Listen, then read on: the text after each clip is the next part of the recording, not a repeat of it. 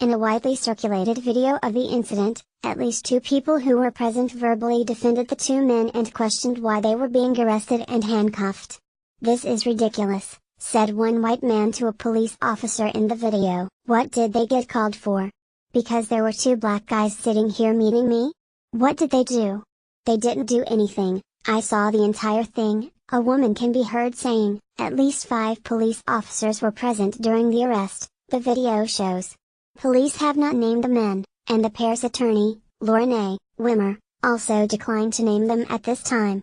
The two men had gone to the Starbucks to meet Andrew Yaffe, the white man who can be seen in the video questioning the police officers. According to Wimmer, Yaffe could not immediately be reached for comment, but Wimmer told BuzzFeed News he is a friend of the two men. He runs a real estate development, investment, and management firm, and the men were meeting with him to discuss potential residential and commercial real estate opportunities in Philadelphia, she said. The two men had not ordered immediately upon arriving, as they were still waiting for Yaffe. While they waited for him, a white female manager who was on duty at the time asked them to leave, said Wimmer. When they said they were just waiting for another person to arrive before ordering, she phoned the police, Wimmer said.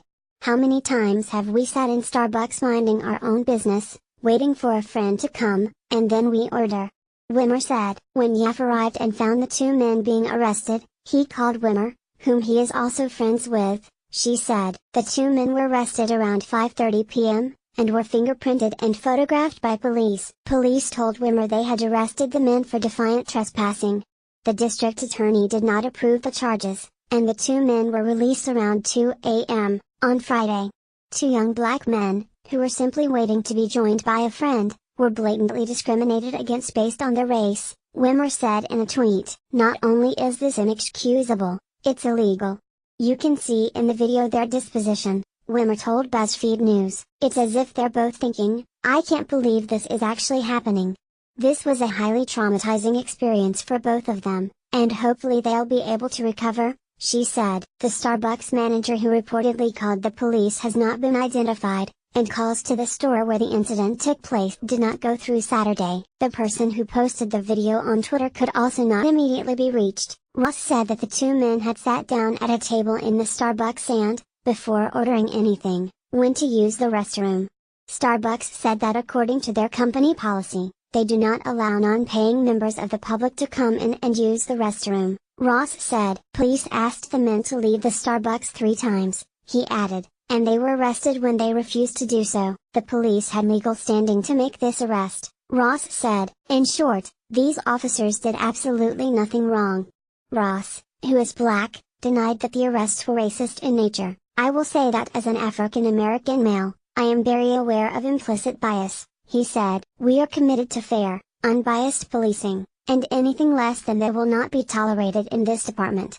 Starbucks takes these matters seriously and clearly have more work to do when it comes to how we handle incidents in our stores, the company said. "We are reviewing our policies and will continue to engage with the community and the police department to try to ensure these types of situations never happen in any of our stores.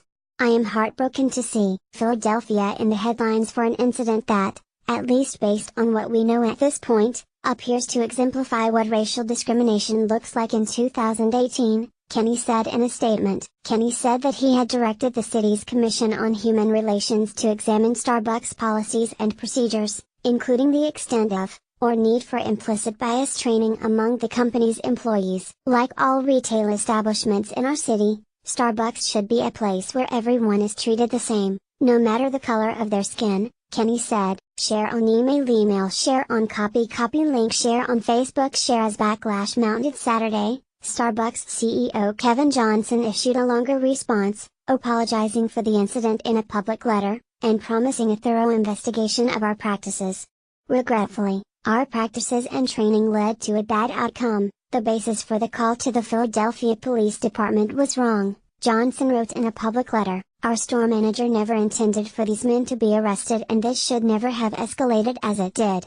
Johnson said that he would travel to Philadelphia in the coming days to speak with Starbucks partners, law enforcement, and community leaders. He also said that he hoped to apologize in person to the two men who were arrested. Got a confidential tip? Submit it here.